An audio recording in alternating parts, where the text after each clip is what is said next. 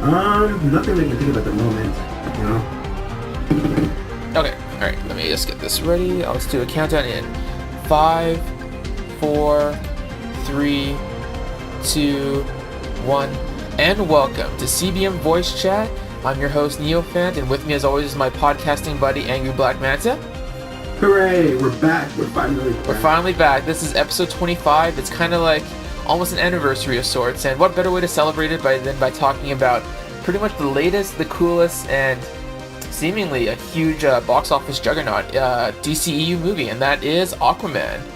I have to ask you, Black Manta, considering that you're named after one of the main villains of Aquaman, what that's right. Exactly, what has been your prior experience with the character, any comics that you particularly read? Why did you name yourself Black Manta and all that? So I've known about Aquaman. I've been into comic books here almost my life, and I've known actually I've for a long time really liked Aquaman, which seems weird because most he's always been bagged on, but I always thought he was pretty cool. So yeah, I've been a fan of Aquaman since I was a kid. He was in a few episodes of the Justice League animated show, and yeah, I mean he's been in almost every animated DC show. And I always thought he was just really cool, and I was really excited in 2011 when Jeff Johns had his run, which was just, if you haven't read it, it's incredible. No, I was gonna mention, like, the Jeff Johns run is pretty much what got me into the character of Aquaman, mainly because it takes a look at all the times that Aquaman's been made a joke of in like other media, and it kind of turns it around on its head by showcasing not only how Aquaman is aware of that, but how he's also trying to actively change from that perception from the public. Yeah, and the thing has been since then that he's just been, I think his run has just been, because it's still going. Well, not Jeff Johns' run, but the comic book is still running, and it hasn't stopped being incredible.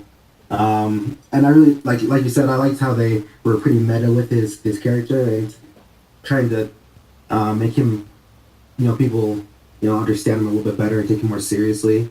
And what really helped was when they introduced the trench, these terrifying monsters from the deeps of the ocean, really helped with that.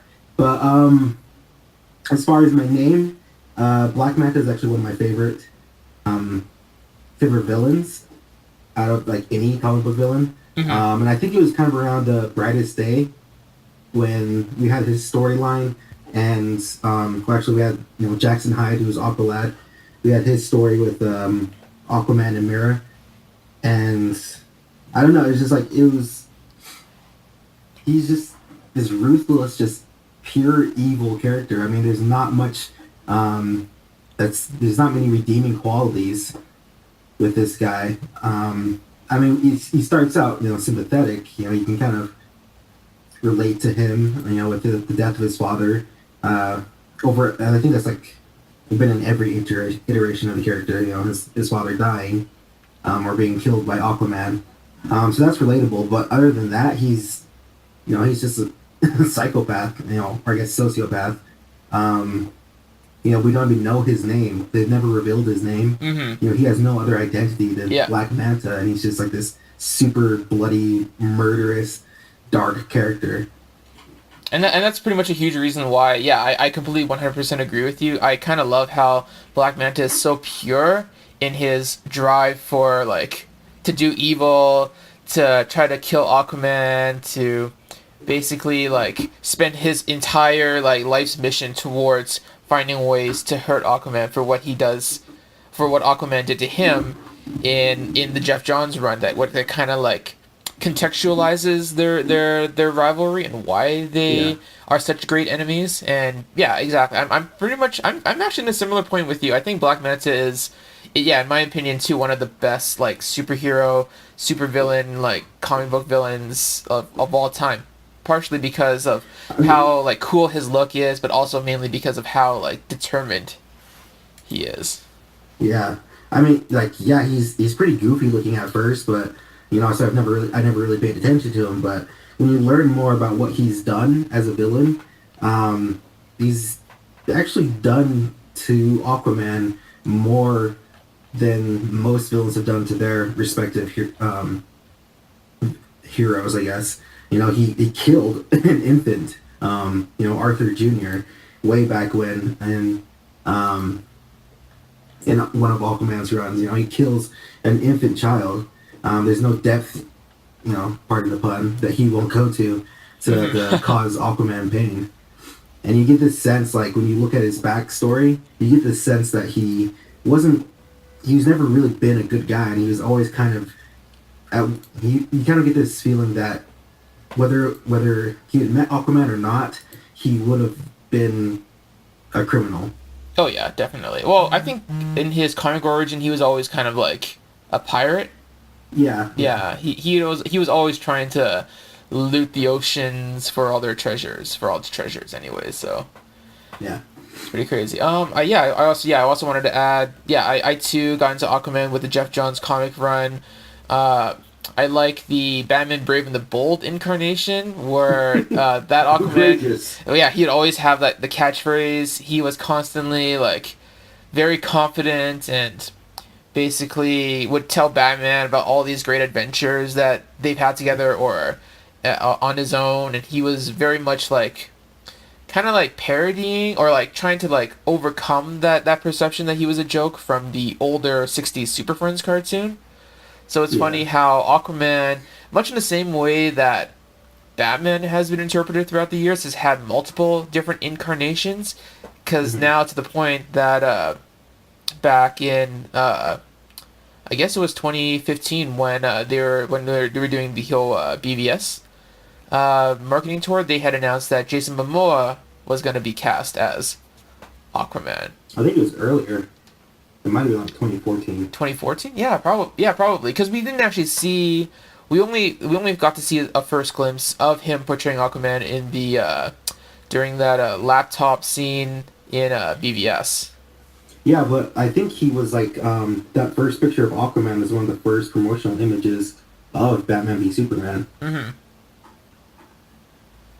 And that was in 2014. Yeah, that's actually that's been quite a while. It's been, I guess, 4 years since then, and now finally, like just a couple of weeks ago, here in North America, we got pretty much the full solo Aquaman movie starring Jason Momoa, and that kind of leads on to the next point that I wanted to ask, which was, how did you like it?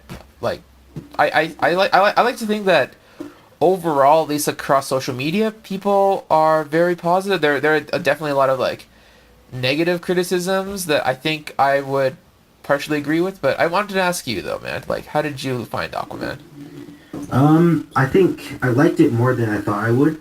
Some things that I was kind of against, like some of the style choices, I ended up really liking. But at the same time, I feel like I wasn't too surprised by how much I liked it or how much I didn't like it.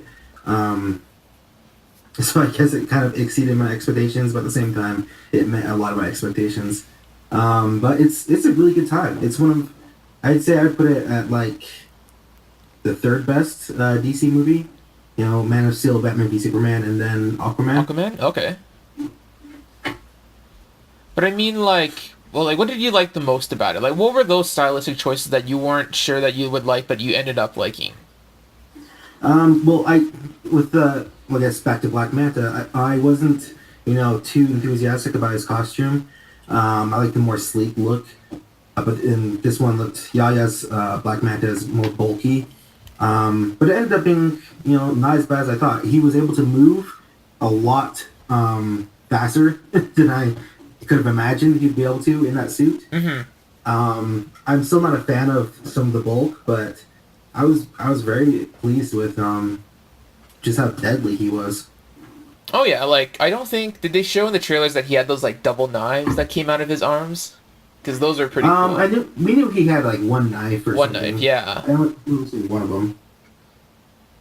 Because I don't remember if that was something in the comics though in particular, that he had the knives that would come out of his wrists. No, not usually. He has like these they kind of look like Halo swords, the alien swords. Yeah. That he has on his back. He has that, or he has the daggers that we saw in the movie. But usually that's yeah, he doesn't have the ones that pop out of his wrists.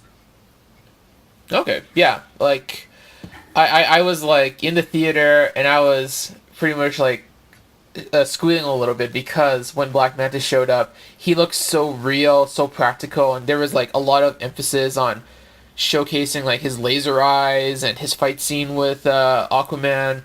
Like I would say that yeah, Black Manta is one of my favorite parts of the movie, mainly because not Yeah, only of how realistic and how badass looking he looked, but I felt like there was a good amount of time in the movie to establish who Black Manta was before he before he got the suit, and to establish that whole feud that he had with Arthur. Because I don't know if you want to get into it, but and we'll probably have a lot of spoilers for this discussion. So just a warning to everyone who's listening right now. But I was interested in the way that Arthur would be seen as being at fault for the death of Black Manta's dad. yeah. Yeah. I thought they did that very well. In the as far as I recall in the comics, it was pretty much Aquaman accidentally killing Black Manta's dad when he was intending to hurt Black Manta, and that's when Black Yeah, Manta basically blamed Arthur for his dad's death, and that led to his current vendetta with yeah. I Aquaman. remember seeing. I think it was in Jeff Johns' run where it's kind of at night and it's like during a storm or something, Hmm. and I think Black Manta had already killed Tom Curry, I don't and believe so. I thought that Black Manta basically either hurt or like had shocked Thomas Curry so much that Thomas Curry would eventually die of a heart attack. I can't remember specifically. I just remember that something had happened to. Oh, because I no, think yeah, something yeah, had happened and Arthur was pissed. Something exactly happened to his yeah. dad. Hmm. Arthur was pissed. Yeah, and he goes to the boat and it's dark and it's storming and he can't. He thinks he sees Black Manta, but but he kills him. But then he realizes it's his dad. It was Black Manta's dad all along. Yeah. Yeah, yeah, So I liked how in the movie they kind of they kind of changed it around so that both Black Manta and his dad were mercenaries who were trying to like take over the submarine, and it was yeah, eventually Black Manta's dad's almost entirely his fault for shooting a grenade launcher or some sort of like explosive missile towards yeah. Arthur in a portion of the submarine that had like torpedoes and I guess explosive stuff. So That wasn't yeah, it wasn't the smartest decision, but yeah. yeah, I liked how they made it a choice, whether he was going to leave them to die, and it was a choice of whether and it was Black Manta's father's choice to die. Yeah, exactly. Because that leads to one of the longer character moments in Jason Momoa's Aquaman that later on in the movie after he fights Black Manta he kind of realizes that this was the same guy who had the choice to save his dad but chose not to, and as a result has created a enemy that is has the potential to hurt him and his friends and his family. Hmm. So that leads on to, I guess, future plot development later on in the movie. But was there anything else that you really enjoyed about Aquaman? I had never seen any of James Wan's horror movies. I still haven't. I plan to, but yeah, I think the best part of the movie was the trench and Arthur facing down the Julie Andrews monster, the Cthulhu monster. Cthulhu-ish monster, the Carathan, I believe, is what they refer to Yeah, in the yeah, articles. Yeah, that sounds right. But yeah, I think that's where the movie shined the most, where James Wan really played to his strengths. The movie, but it really drew me in more than anything else had until then. Yeah, like I said, he just really shines during those horror moments, and I think it's also where the CGI looked the best, okay, yeah, and worked the best because like when you're shining a light and everything is really bright and lit up, and you can see every detail on whatever it is that's animated, it's harder to accept that it's actually there and it's real, and that it looks like it should. But when it's darker, like it was with the trench scenes, um, you can obscure some of that that animation. You can obscure some of the details, and you can get away with a lot more, and it looks phenomenal. Exactly, because I don't think we ever really got teased in the movie itself how frightening the trench were, but we knew that because James Wan was adapting a lot of aspects from the Jeff Johns comics, that we knew the trench was going to take a major part, and that because of James Wan's horror background, that we would eventually see them. And I genuinely enjoyed, like, there was that jump scare when the first one appeared, like right behind Hmm. Mara, and how like there's that shot in the trailers of both Arthur and Mira jumping into the water and the trench are slowly following them. And I kind of love how when you see the full movie, you don't realize how long that scene goes to the point where as Yeah. they're going down under the water, there's just like nothing but blackness enveloping them from above. And it's like, Hmm. those are all just like the trench right there trying to Yeah, go for them. it was amazing. Yeah, I really that's my favorite scene of the whole thing, the whole film. Exactly, It was yeah. actually sorry. It's actually that's what I was actually kind of hoping for the entire movie. Was kind of more of that tone.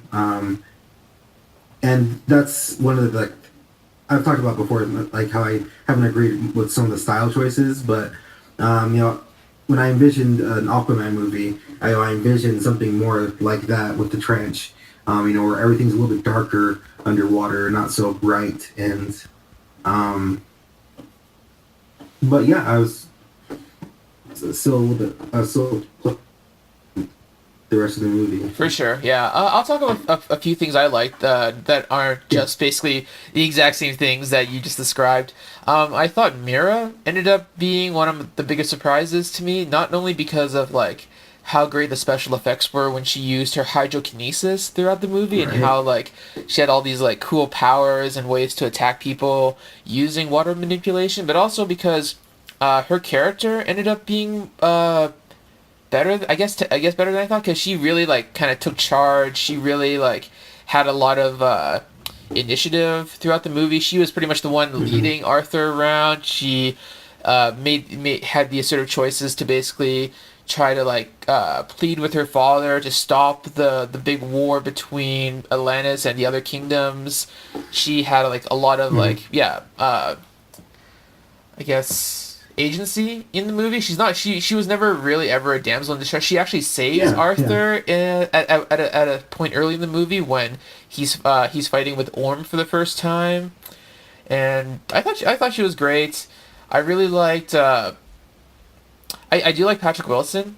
Like I haven't always been the Oh, biggest yeah. fan of his like of him in movies. Like he's been okay to me. Really? Like yeah, I like him in I like him in Watchmen. I didn't like him in stuff like not the Conjuring, the Phantom of the Opera. He was kind of Oh, meh really? in that, and there was another movie I, where I thought he was okay, but I really liked him in this movie because he really took the character of Orm and kind of took it up another level with like not only how obviously like not necessarily evil, but like how like obviously villainous he was throughout the yeah. movie. I think they did quite well with like you can see the difference between evil, like with Black Manta. He's obviously evil, and even despite his tragedy, he's still an evil guy. Hmm. But then you can see with Orm that there's a clear difference between someone who's evil and someone who's just a little bit off the beaten road. Um, he's not wholly evil. Just he has a lot of justification for doing what he's doing, and then there's just a kind of a tinge of the dark side with him. Well, it's funny how both Black Manta and Orm are kind of like dictated by the lives of their fathers, because Orm's Yeah. father was the previous king, and he had like basically taught Orm to always like embrace, I guess, the more dominant side of Atlanteans, and eventually like use his trident to like win in every battle, to always like win no matter what, and eventually to unite the other kingdoms of undersea Earth to become the Ocean Master. Hmm. That's one of the things I was wish that they had done more with was to show some interactions with Orm and his father when he was younger, just Mm-hmm. as we saw with Arthur and Volko. I would have liked to really seen more history between both characters, actually, Oh of yeah. them just growing up in the juxtaposition of like, Arthur was taught this by his father, and Orm was taught this by Corvax. So Mm-hmm.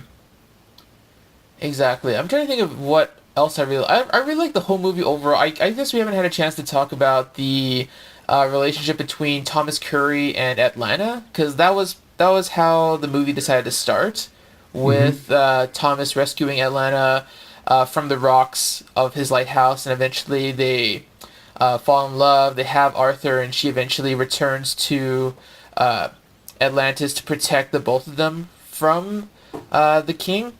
So I really liked how not only that the movie establishes why they have like such a great meet cute moment and how they eventually came together and had Arthur, but also how, and this was honestly a big surprise to me, how and this is big spoilers for the end of the movie, they end up reuniting and they're yeah, they're together at the end of the movie, and I was completely shocked because I was almost entirely sure that one of them would die in order to make it yeah, comic accurate. same. Yeah, I actually got spoiled on Atlanta. I saw in this the mango because we actually went to see the movie together. yeah, We got the Amazon Prime thing for the week before it came out. yeah. You guys got to see it on the Um, 15th. That's pretty cool. Yeah. yeah, it was awesome. Thank you, Amazon. Hmm. But yeah, I got spoiled on that, and it wasn't like malicious or anything. It was just, I think it was just like a promotional thing where they were just showing behind some of the behind the scenes with the actors, and it just showed Anna talking to some crew member, and she had the dreads and the ripped up suit. So it was kind of like, oh well, she doesn't die. Okay, yeah, okay. Well, I had not seen that at all, and to be honest, when you first get past the trench scene and you end up and they both Arthur and Mira end up in like this kind of like Jurassic Park Lost World type thing, Yeah, it instantly brought me back to the Jeff Parker run of Aquaman, which was directly following Jeff Johns' run, and that story basically involves Atlanta having still yeah, been alive the entire time and guarding this prehistoric land. And I was like, oh, that's what they're gonna go with. And I wasn't too yeah, surprised when she eventually shows up again. But still, it was a really sweet moment, especially with her and Arthur reuniting. And then at the end of the movie, when I had thought the entire time she was gonna die at some point, but eventually she's able to come back and meet with Thomas yeah. at the I end. didn't expect Thomas to survive the movie. Mm-hmm. I thought, Yeah. I thought Black Manta was gonna come back and murder his father while Arthur was on the other side of the world, saving the world. But yeah, I I was very pleasantly surprised. So yeah, so like it's crazy because in most other superhero movies, you can always tell that a hero is driven or kind of like taken over by his like love for his parents, and how one or both of their deaths kind of really influenced their lives going forward. But with hmm Wonder Woman, Hippolyta is still alive, and with Aquaman Yeah, now, both of his parents are still alive. So it's kind of like embracing a different direction for these heroes and to see what kind of people they can become without having that stigma of tragedy looming over their heads. yeah. It's something I really like about DC. What they're doing is, you see with each movie that they do, each hero is connected so strongly to his family. Family means everything to them. From Superman and his mother to Batman and his parents, and a woman with her mother, and even in Suicide Squad you have Deadshot with his family, and you have El Diablo with his, Mm-hmm. Oh and yeah. it's so nice to see that connection, because with other superhero movies you don't really see that. You can really even guess that they had family. They're just interacting with their other teammates or a couple other friends, but it shows with DC that they have this really strong tie to humanity and to family. Exactly, and it's kind of why I've always kind of really identified with the DC heroes, because they let the parents be such an integral part of their lives. Like I love how in the BVS Ultimate Edition there's that scene where Superman calls his mom to like kind Yeah, of get her advice on what to do. Uh, Batman, of course, is completely like driven by his parents and trying to honor their memory. And Wonder Woman has Hippolyta, of course, who tries to protect her throughout her younger life, but eventually lets her train to eventually become the to wield the God Killer sword and take out Ares. And now Thomas Curry, I've always felt, was there to kind of be a moral anchor to Aquaman, to always be the home that he can return to after Arthur goes around the world, maybe helping people and like stopping bad guys and beating up and joining a team to fight Steppenwolf, right? Yeah, yeah. I thought, yeah, I couldn't be happier with what DC's doing with setting up their characters with as far as their backstories and their connections to family and friends. Exactly, but that's I think that's a lot of positivity. I think we both have things that we really like about the movie, but I kind of want to go into things that maybe we didn't like too much about the movie. And I'll ask you, man. So like right off the bat, was there anything in the movie that you felt was kind of apparent that you wished had not happened, or that you wish had been changed around a little bit to be better? Well, I already mentioned that I would have wanted to see more of Arthur and Orm as children, because that's when you look at Man of Steel, one of the things that really connects us the most to Clark as a character is seeing his upbringing and seeing how, those, his life, his younger life has informed his decisions now. So I would like to see more of that. But some of the biggest things for me was the tone, and then I guess the dialogue. I wouldn't say writing in general, but just writing. The tone in the writing really bothered me, and that's what I meant by some of my expectations were met, because I'm not a fan of James Wan's tone. Okay. Yeah. From the other movies that I have seen, besides the horror ones. Oh yeah, because you mentioned numerous times on the podcast that you're not a fan of Furious 7. No, I hate it. It's one of my most hated movies. It's so stupid. Yeah. But yeah, it's the tone. With people like Zack Snyder, he's you've had people that have said of him that he's obsessed with tone.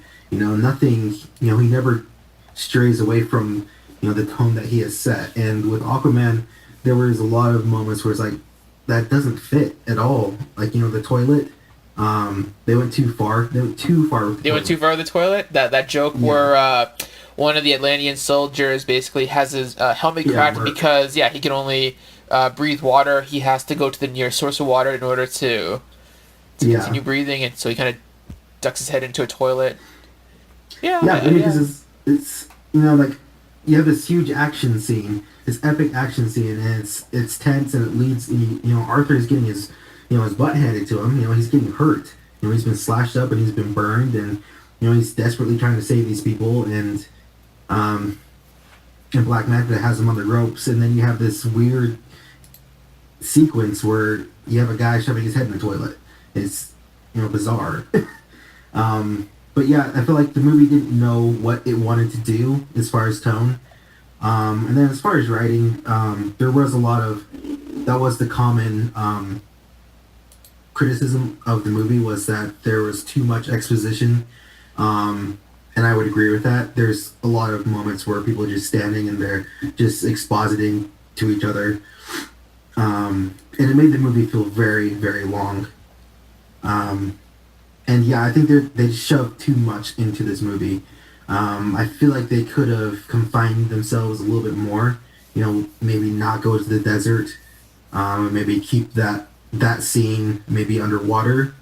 But it just felt like that there was, they had the main story, and then they would add in another thing, and it would take them to this place, and then they would add in another thing, and they would take them to this place. And so that made the second part, I think, the second act, feel very, very, very long. For sure. I get what you mean. There's a lot of exposition dumping in the first third of the movie, that you have to explain what Atlantis is, how Orm is the king, how he wants to unite all the kingdoms, how Volko trained Arthur to eventually maybe take over, to take the throne, all the different powers that he has, and it kind of all kind of jumbles together. And I agree with you. The writing is one of my biggest issues with the movie. That sometimes it's hard to understand why they're putting certain scenes the way they are in where they are in the movie, and how it's placed in a way that it doesn't really like. It kind of takes away from the overall like the tone that the movie wants to set. Yeah. And how they have to establish all these like things. At the same time, I don't necessarily agree with you that the second act goes on for too long, mainly because to me the second act is when Arthur and Mira go on their quest to find the trident, and that leads from them to go to the desert, to go to Italy, to go to the trench, and all of those parts, because they're more character driven and less like exposition dropping tons of like information on you. I feel like the pacing is better, but where I think I would agree with you is that because you've got to add in the whole Manta backstory, you've got to add in Orm's like unification of the other kingdoms, that they're kind of placed in a way that it makes it difficult to realize how they kind of ebb and flow with each other, how they naturally transition into each scene. So to me, the editing is a little bit wonky there as well. Yeah. Or I guess the sequencing. Because I mean, editing is, is editing. The sequencing is like, how which scenes are put with what scenes. Yeah, exactly. Yeah.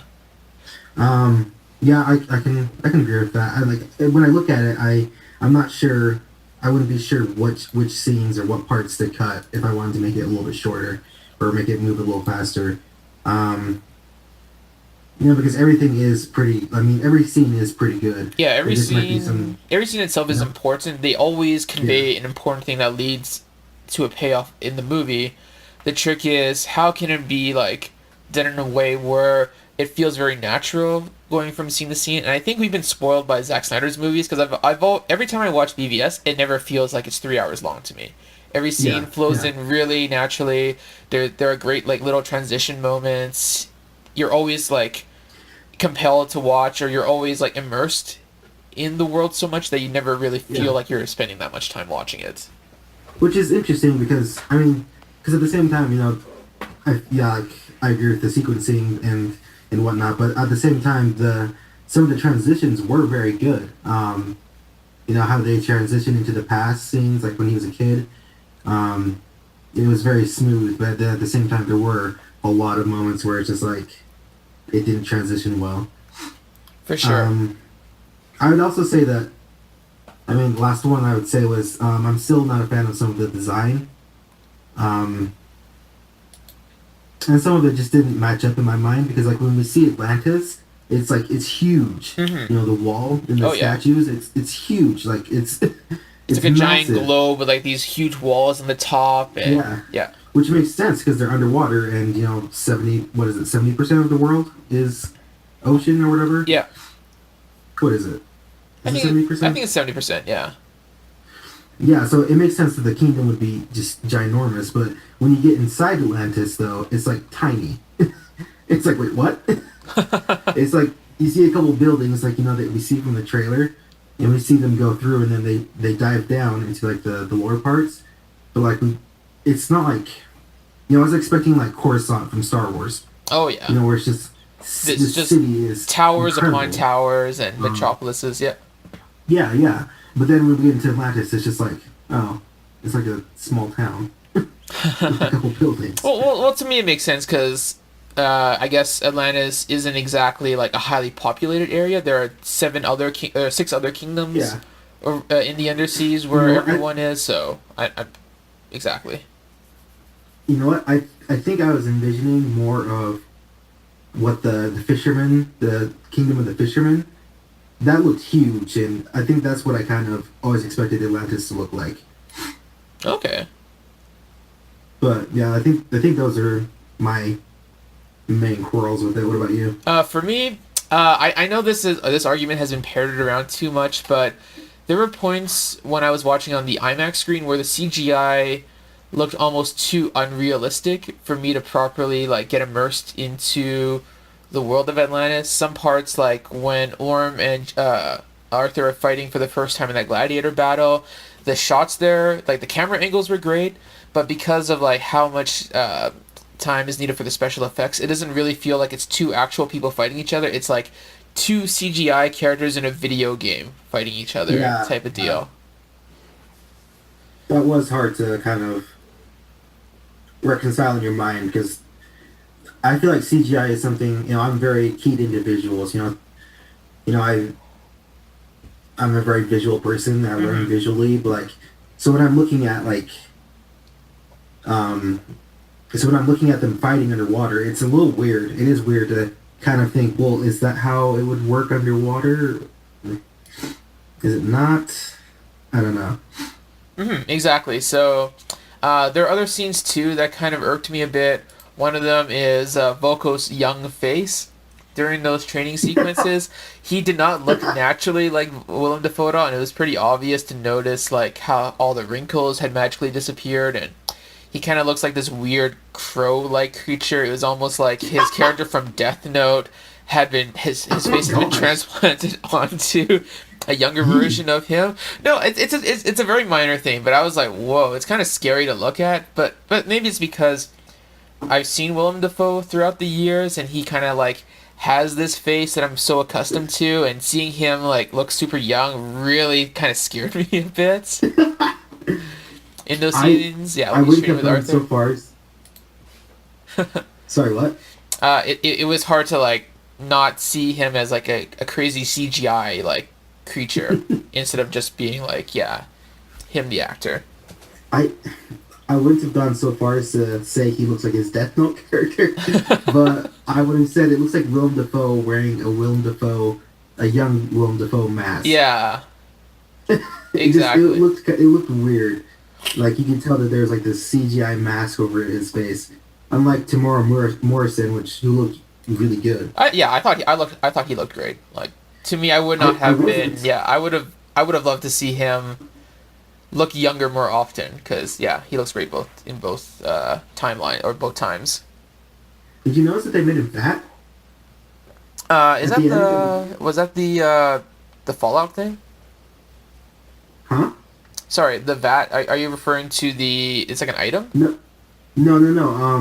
They made Tamora Morrison fat at the end of the movie, when he meets Atlanta again. Oh, I thought I thought that's how he normally looks, though. I don't think so. Really? Because I was looking at him at the premiere, and he looked a lot better. Oh, okay. More in shape. And well, to me, the way that he looks in the bar with Arthur is what I imagined what he naturally looks like. So yeah, it didn't. But then you look at him without the hat on, and he has a bald spot, and his hair is kind of half grown in, and he just looks way older. Oh, okay. Huh. Yeah, I haven't seen Tamora Morrison too often apart from his one-time turn as Avengers in Green Lantern and, of course, Jango Fett. And quite a lot of time has passed since then, right? So yeah. I haven't seen him in much else. So what else did you... What else am I not a fan of? What other scenes were you not... So to be honest, I'm not a fan of how rushed the third act and the conclusion to the film was. There isn't really any... There's no real payoff to, what happens with all the garbage that piled up around the oceans that never really got resolved. There's no resolution with Arthur becoming now the king of Atlantis and all the pressures that he's going to have to endure potentially to save for the sequel. We did get some closure with what happened to Black Manta in the mid-credit scene, which was great.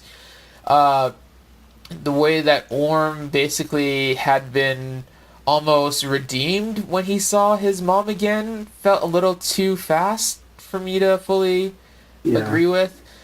And I was happy with it, but it was sweet. And then, to be honest, I kind of felt the third act was a disappointment because we didn't really get too much time to focus on the battle between the Brine and Atlantis. We didn't get time to really consider the serious implications of what would happen if Orm were to take over the kingdom. It felt very fast. It's much faster than any of the other two acts in the movie, and I'll be honest, that final battle with Arthur and Orm on top of the ship, it looked really CGI, and I've seen a lot of people praising that scene because it was two people in suits, but to me it did not look like two people in suits. It was just another two video game characters fighting each other type of moment. So yeah, it's okay. I totally agree. I feel like it's kind of similar to Infinity War, where the Battle of Wakanda should have been much longer and more developed. I feel like the the War with Orion should have been more developed, and it should have been longer.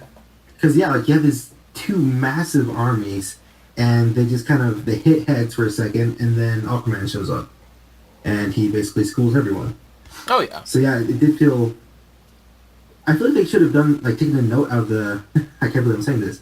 Taking a note out of the prequels, and had more politics going on. In the movie. More politics going on in the movie. Yeah. I don't know. See, that's the thing though, because I don't think the movie was necessarily designed to really like showcase the larger political, social, and economic ramifications of Atlantis meeting the surface world and them interacting with each other.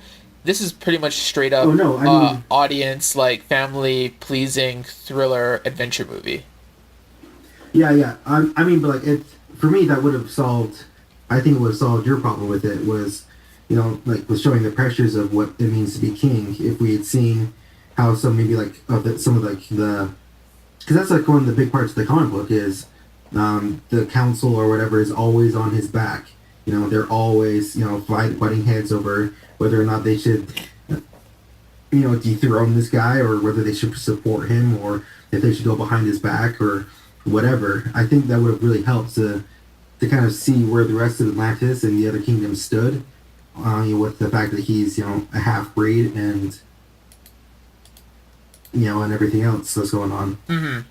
Exactly. So would have been nice to get a more holistic view at what happens in the outside world beyond the directly between the kingdoms of Atlantis and the other kingdoms.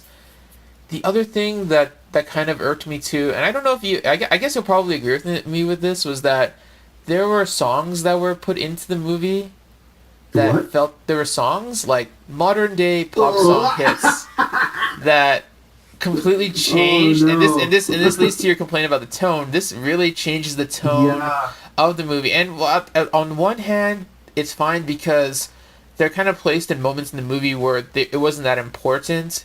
But like it wasn't like set in a moment with characters in particular. It was just mostly like scene transitions and changing the setting, which I guess Yeah. is fine. But then the actual songs themselves, as much as I kind of like laugh at how people like get mad at that Pitbull song of him covering Africa and all that, it does kind of. I kind of wish that the song had either been less poppy or had been done differently in a way. And it was so I feel like random. it was so random. Like the second time I saw it was I think it was this week, and when that scene popped up, and it was during some of the dialogue as well. But like I cringed. I hate that. I hate that it's used so often. Like it's so cringeworthy. But like I was cringing so hard. Like I was trying to crawl out of my seat. I was a bit embarrassed. But then some of the songs did work. Like the first one with Oh yeah, the first Arthur one with Gordon. Thomas and Atlanta. They played some Sigadoros, the Yeah, very some like light bell. Band. Yeah. Like I've been a big fan of that album. It's one of my favorite songs on the album. It was actually a very pleasant surprise to hear that song, even though Yeah. I was disappointed that they didn't go further in that song past that initial intro part because the song kind of gets heavy and there's a lot of drum playing, and I thought that would have been perfect Yeah. for the scene where Atlanta fights against the Atlantean soldiers because it has a very warlike tone to it. So I don't Yeah. know. It was a mild disappointment. Actually do like the Depeche Mode song that was playing during Black Manta's Yep. costume building Yep. montage because it's very out of place. It's very random, but at the same time, if you listen to the lyrics, it makes perfect sense why it would be included. Yeah. Yeah, I liked it. That was the other one that I liked. The other ones I didn't like at all. But I have a bone to pick with people. Yes. So I saw on Twitter a very big post, a very well liked post that said that Aquaman's submarine scene surpasses Batman's warehouse scene. And while No his way. scene was awesome, it was Yeah. awesome. Yeah. It was really well done. I love the submarine scene. It was very well done. Mm-hmm. It does not in any way surpass Batman's warehouse. No, scene. just I'm just sorry. just the camera angles alone and the way that was shot. There's no way that it could compare because I'll admit the warehouse scene gets a lot of praise because it feels like a direct one to one interpretation of a Batman Arkham game fight scene with like all the different uh, henchmen kind of surrounding Batman and how Batman slowly, methodically takes each one of them out. The submarine scene is pretty typical of one guy fighting a group of henchmen one at a time and showcasing all the different ways that he beats them down. And it's a completely different context. Yeah. It's at the same time though. It's like pick any Dwayne Johnson movie, and you've seen that scene. Mm-hmm. It's just a big dude wrecking everyone in a room. Yeah, exactly. I mean, I kind of felt bad for the people in the submarine because there was no way bullets would hurt him. There was no way that they had the combat skills to actually like fight Aquaman at any point. There was no way that he would actually get hurt. It's not like in the Batman warehouse scene where people were actually like shooting at him. They stabbed knives into Batman. Batman was looking like he really needed to compensate for all the damage that he had taken when he got shot in the head a couple of times point blank, and how only his cowl protected him. That was pretty intense. Yeah. Like there were actual stakes. Like no way. I have not seen this Twitter post, but had definitely not agreed with that. That's such a Yeah. That's so odd. Yeah. I saw it before I saw the movie even the first time, and I was like, But yeah, like if you know a bit about fighting, the Batman warehouse scene is just, it's epic. It's beautiful. You know, like there's more. If you know what you're looking for, you can see more than 10 different fighting styles that he's using. You know, and he's taking down people multiple times, and it's a work of art. It's great because you see all of the henchmen's faces, so you kind of know which one is which and how they each get taken out. And you're like, every time you rewatch a scene, you can kind of tell where each one is moving to, which weapons each of them have, and how they eventually get taken out. And it's really well done. So, no, it's and I've only ever seen one transition or one editing error in that scene. That's it. You know, with other action scenes, you know, you can notice, you know, someone is kind of standing around in the background, or this move that they cut from it doesn't translate to the next move that they do. But it's just so fluid in BVS. It's a work of art. But yeah, so shame on you, people. for agreeing with that. Okay. Was there anything else about the movie that you kind of had qualms with, or do you feel that overall, like I guess this is kind of like the question I had to ask. Do you think the Rotten Tomato reviewers were kind of right? I mean, like, not with like some of the more ridiculous criticisms that they had of the movie, like the drum playing octopus, or there's too much water or too much CGI. But I mean, in terms of like, there were some reviews that had that as the actual headline. It's like, no, I think the craziest one was like, it could have all been done in an aquarium. Like, I don't know. I mean, they did that for BVS, and you could tell that he was holding his breath. Yeah. I think they were. You know, I think some of them were actually right. There was some heavy exposition. The pacing was not great, and the tone was all over the place. I don't have any arguments against any of that, really. Mm-hmm. Yeah, it's true. So I guess, sad to say, I think the Rotten Tomatoes score, the 60 whatever percentage, it's not really a strong indication of what the actual rating of the movie is, but I can kind of see how maybe 2/3 of the critics who watched the movie really liked the movie, and how 1/3 of the critics had issues with it. I guess that's all I can say. So I mean, I can tell you that one thing I didn't. So I had qualms with the suit before. We talked about that. We talked about it in our last. It looks really good. Like after he comes out of the waterfall, and then in the third act CG, like all that CGI stuff, it looked really good there. Yeah. The boots and the gloves didn't bother me as much. I mean, mainly because you couldn't really see the boots. The gloves looked fine for the most part. when you look at the suit, there's actually you can notice that there's different patterns to it. Some pieces there's some bigger pieces of mail scale mail to it. So I thought that looked pretty cool. And I've slowly gotten used to it. I like the Trident a lot more now. I wasn't too sad to see the Quindent get destroyed. Yeah, I think overall I like the suit a lot more. It's still a little too bright for my taste, but yeah. Yeah. Yeah, exactly. I think that we can go on from there to kind of like the closing out the show, and we can talk a little bit about what we hope to see from Aquaman in the future. Do we think that James Wan is going to come back for a sequel to Aquaman?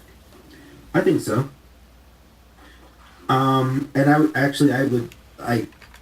actually hope that he does. I would just again ask and hope that he play more to his strengths, and really darken, put the dark and gritty. It works so well with this character, and with this world that we have that he's now opened us up to.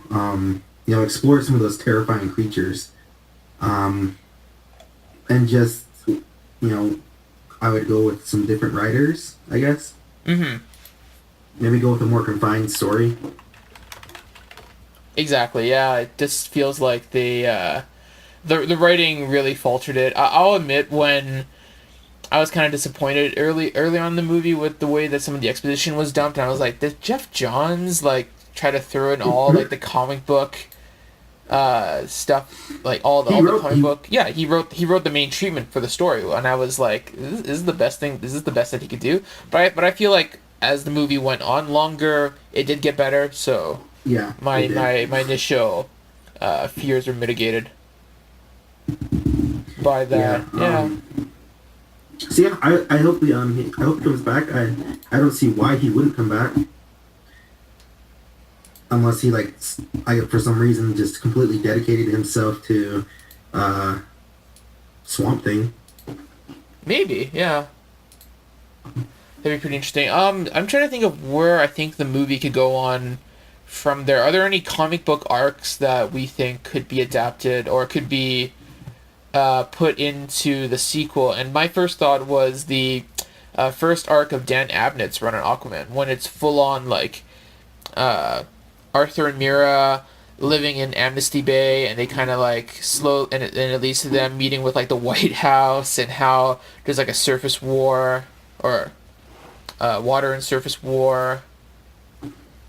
I thought that'd be a cool way to go from there, because that's the main thing I want to see. I want to see more of Atlantis interacting with the American government, with like the UN, and how to like create like a peaceful resolution to the two nations coexisting type of deal.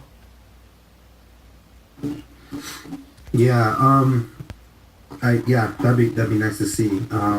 That's actually what I thought his cameo in BVS would be when we first learned that he was in the movie. I thought he was going to already be king, and we'd see him pissed over what happened to the Indian Ocean in Man of Steel. Mm-hmm. But yeah, that'd be cool to see, is some more political interactions. I like to see, like I said, just like a little more confined of a story. Focus a lot on Black Manta and his revenge, and trying to rehabilitate Orm. Mm-hmm.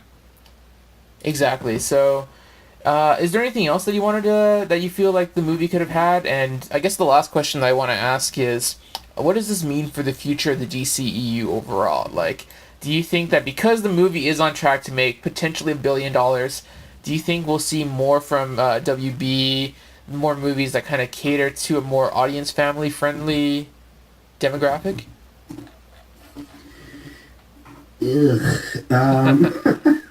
I hope it's just a case by case basis, like they originally said.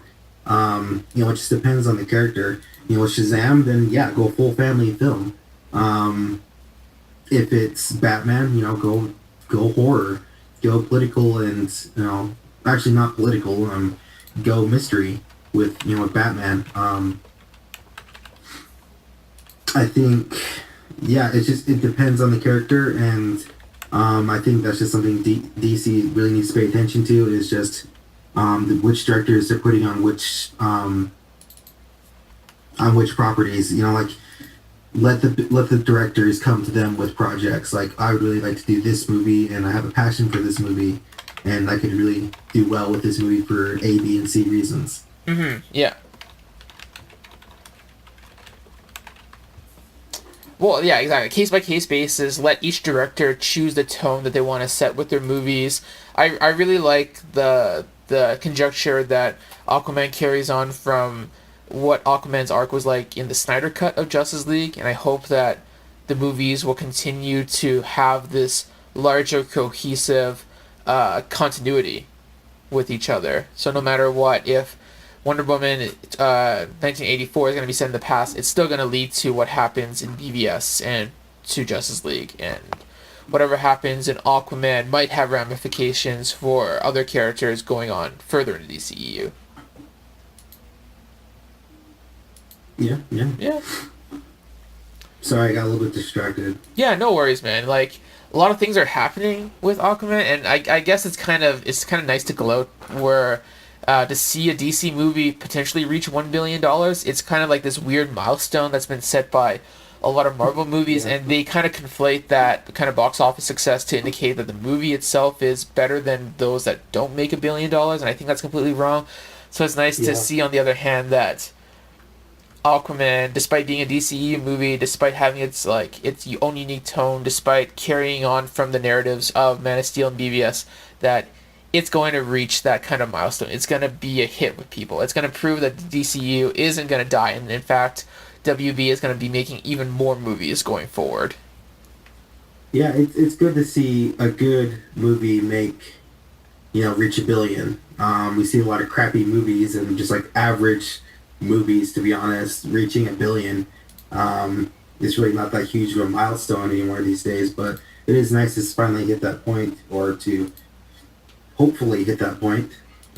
Well, I mean, even if it's close, it's still going to be a great, a big success. It's already in the top 10 highest grossing movies of the year, and it's already like one of the last few days of the year. So you know it's going to make even more money going forward in January.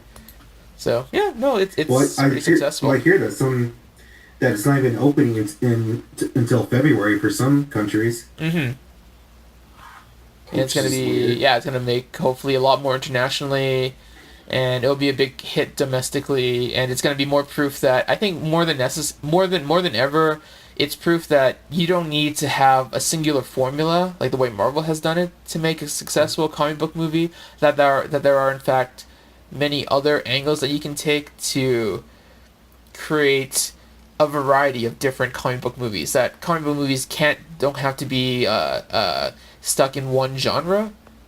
That it can be more of like its own medium in itself. Yeah. Well said. Exactly, and I think that's a good point to end it from there. This has been episode 25 of CBM Voice Chat. My name is Neophant, and with me as always is my co-hosting and huge Black Manta enthusiast, the Black Manta himself. Thanks for listening, guys. Thanks for putting up with my stuttering and rambling. No, it's all good, man. No, I could not tell at all. If anything, I was more kind of like, I had more trouble enunciating or like being able to vocalize what I wanted to say too. Partially because I had so many different thoughts about the movie, but also because considering the gap that we've had since podcasting, I've been kind of raring for a chance to be able to talk like this again, and it's been tough, man, with the holidays keeping us busy and all the other changes in life and so on. It's nice to just be able to like talk about these things and hopefully maybe reach an audience who want to listen to us in the first place, as crazy as that sounds. And I really want to do the Batman debate soon. Yeah, we gotta do the Batman debate. I still think we need to do a top 10 films of 2018 list. So I'll probably ask you to that's gonna be hard. To maybe write that. I'm still working on mine, and then I also want to do a roundup of all the comic book movies that came out in 2018. We can talk about the ones that we watched, the ones that we hadn't talked about in our previous podcast episodes, the ones that we're looking forward to next year. So I think we've got a lot of like episodes in mind for 2019 and beyond. And definitely we got to do that Batman debate soon, because I'm gonna do some research. For those wondering what that, for the few people that listen to this and are wondering what that the Batman debate is, I am of the, I feel like it's not even an opinion, the fact that Christian Bale's Batman is the worst Batman, or close to the worst Batman. Sounds good. That used to sound so ridiculous when I said that, but I've so thoroughly debated it in my mind. I've spent so many hours, going through it and debating it, so that I'm just so solid in my reasoning for it. So it'll be interesting to have that. To have that debate. I all I'm gonna say is that, I might not necessarily disagree with you. I don't know if I would go that far, but I want to see how you come to that conclusion, and that's kind of like my biggest reason for wanting to do this whole debate. If you want to see me defend Clooney over Christian Bale, then give it a listen.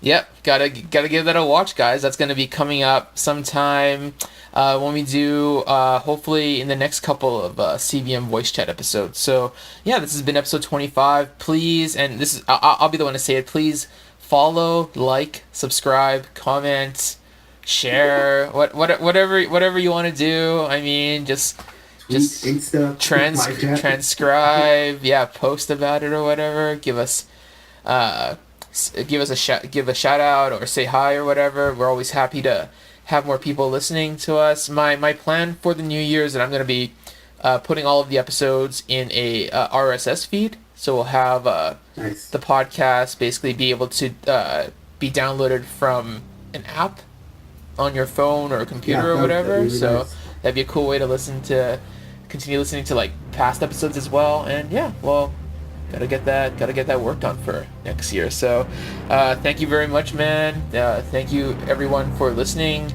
to us for this long, and I hope you guys have a great new year and 2019 going forward. Yeah. Good deal.